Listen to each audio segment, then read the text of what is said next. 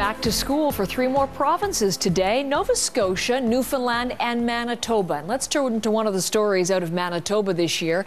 As classes resume, there are more and more students in French immersion classes. Cameron McIntosh is live on the story in Winnipeg. Let's turn to what's going on there. I guess I should say bonjour, Mr. McIntosh, and we should talk about French immersion. What's going on there in Manitoba and in Winnipeg specifically, Cam?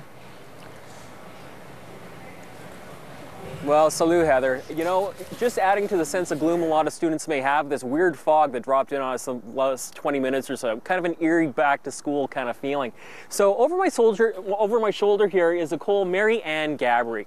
This is a French immersion school. Now, the interesting thing about this school, it wasn't here in June. This was an English school known as Hastings. This school, the student body, was located in another school, much smaller, just down the street. Basically, the student body here over the last couple of years had grown so fast, so rapidly, they basically needed more space. The English program, there were some empty desks in this school, so they did the unprecedented move here in Manitoba, at least, of taking the English student body, moving them into the smaller school, and taking the French student body and moving them into this larger school. Now, some people weren't too happy about that, but it is kind of indicative of what's been happening with French immersion here in Manitoba, really basically over the last decade.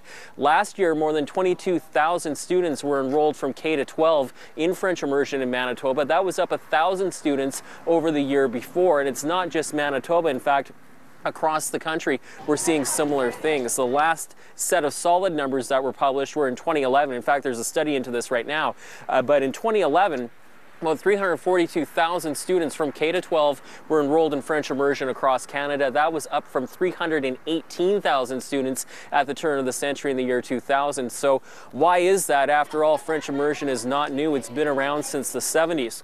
Well, there are a few different theories. One of them is the so-called second generation effect. Basically, those first French immersion students from the 70s and 80s are now having their own children and putting them in French immersion. Also, people basically my age, who were school-aged in the 80s and 90s, that really were hit hard with that message: learn a second language, it will do well for you as you go on in life. A lot of those people putting their kids into French immersion. And thirdly, new Canadians. They have always been a big driver of French immersion. Basically, families where perhaps mom and dad don't speak the best English, feeling that their children should have a background in both official languages in the country. Just anecdotally again, right now there are plans to build a new K to 12 or K to 8 school in one of the new suburbs here in Winnipeg.